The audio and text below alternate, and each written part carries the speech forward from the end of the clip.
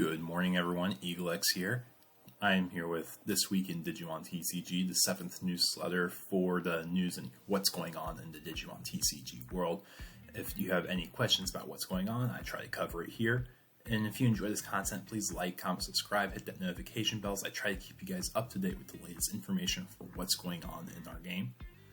But anyways, we have lots of big news this week. We had our first week of Nationals, and for Nationals, we have our European region here, and the results are in first place, second place, and third place deck lists I'll be showing here. If you want to see more of the deck list profiles, I can link you to my other video in the description. And in addition to that, if you want to see more detail of top 32 people, I'll have a link in the comments below for the information. But first place, we had a Gabu Rush list here, using 4 Ice Wall, 4 Hammer Spark as really strong security effects, and then 1 EX Ikakumon being the more unique card of this list. But everything else is pretty much your standard Gabu Rush cards. Second place was also a Gabu Rush build, this one using more security effects, including Magnadramon, and then in the security Rattlestar, Ice Wall, Hammer Spark, and then the Tamers. And then third place was the deck list that actually took first on day 1 of their Nationals, is Jesmon here using Analog Youth Emergency Program Shutdown, which could be used off of any of the Sistermons or the Analog Youth. A really cool thing I don't think I mentioned in my previous video. So these were the top 3 deck lists that performed really well, and I believe it's going to be either top 2 or top 3 to get their invite to Worlds. I can plug in more on that when we have more details after the North American and the regionals or nationals. I always say regionals when I mean to say nationals after having lost them. Anyways, so these are the European results, and I did the best digging I could for you guys. The Latin America results, I don't have deck list profiles, but here in the finals, we were able to watch Daniel Carreño play Lilflute and Kevin Diaz play Security Control. I don't have their deck list, but the timestamp in the Twitch video, which will also be linked in the description below, is roughly a 7-hour, 15-minute mark. You can watch them play through their game, and you can get an idea of what their deck lists contain and the text they may be playing. But this is typically a very good matchup for Lilflute, as Security Control gives them time to set up and start spamming the board very aggressively. So these were the Latin America results that I could find. If anyone has deck lists, I would love it if you could drop it below, and I can update it in my next video. Moving on, I want to do some BT 9 card highlights. If you guys don't know, in Japan format, it's very hybrid dominated right now, and they're pushing out in BT9 what seems to be anti-hybrid support. So if you've been sitting on Tamers all board, there's not a whole lot of interaction. While this Megadramon is going to be one of the bits of interaction we've been given so far. So it's a level 5 for black and red, Digivolve for 4, but when you Digivolve, you delete one of your opponent's Digimon and or Tamers on field with a play cost of 3 or less, and then the ESS is very similar. If you have Machine or Dragonkin in the traits, delete one of your opponent's Digimon or Tamers with a play cost of 3 or less as well. So you can swing, restand, and get multiple checks, while you would also delete multiple Tamers. So it deletes those Analog Youths. It deletes, I believe, the Kenji and Takato are also 3-cost Tamers, which are very relevant in Japan as well. So that's one bit of Tamer interaction. And then my favorite card here, I believe this one's name is Biomon. Apologies if I have the wrong image with different card text.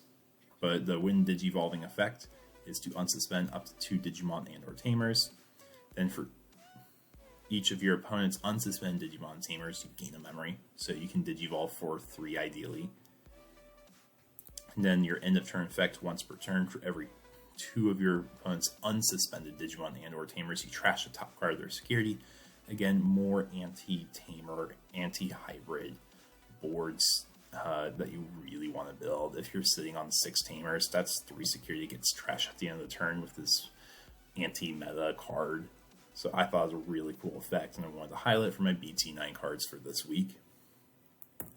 Then last week in the mailbag segment, I showed these cards in my last week's newsletter video. So if you want to see more details, I'll plug it in the information description below.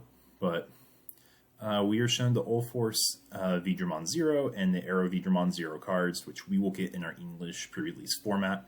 And I was asked, Zach, can you describe more of the pre-release format and what to expect? So I said, of course, I will absolutely cover that. So if you guys don't know, the pre-release formats are a format where it's basically the introduction of a new set. And at these events, you'll be given 6 packs, 1 pre-release pack, and typically a participation promo. And when you start these events, you'll open the 6 packs, as I kind of have shown here in the image. You open the 6 packs, build a 40 card deck, and then ideally you pull a few Digi Eggs to go with it. And there's no bans or restrictions for this format, and you basically allow the bending of the 4 card rule. You allow the bending of color digivolving. For options, you still need the correct color, eggs, tamers, or Digimon on the field to use the options. But everything else is ignored for color requirements. So that is the pre-release format in a very quick summary. For this also, I will have a link in the description for more details if you want to read up more on it. And if anyone else has questions for me for newsletter videos, I would love to answer them for our mailbag segment. Go ahead and drop it in the comments below and I'll get back to it. And finally, wrapping up with big events coming up soon. Digimon Nationals. We only have our Oceania and North American Nationals left, February's 5th through 6th. That's this upcoming week, guys.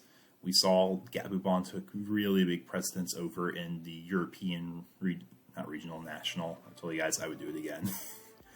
So let's see how it comes in America. My guess is we're going to see lots of Gabu Rush. We're going to see a little bit, and I mean a very little bit of Pepsi-Bon. I don't think it's that popular here. I think Security Control is dead. So if anything, we'll see 1 Security Control list. And then we'll probably see Jazzmon to wrap it up. And if you guys didn't know, we also have Digimon Card Game Fest coming up. There's 2 of these in North American region. You got Arlington, Texas, March 19th through 20th. I'll be there, so if you guys want to see me, I'm going to be rocking hopefully a custom designed t-shirt with the channel logo on it. And then Miami, Florida is the week after. And as you can see, there's lots of cool promos for these events. Lilithmons being for the event top 3s. So don't get your hopes up if you're trying to get an easy Lilithmon. They're going to be hard to find. But cool nonetheless, along with all the other stamped cards. And to wrap it up, for local events, guys, here in the Austin area, we have our locals at Dragon's Lair Friday at 6:30, Game Castles are Saturday free play, and then Juniors is Sundays at roughly 3:30. If you enjoy this content, like I said, please comment, like, subscribe. I really appreciate the support. That being said, take care, y'all.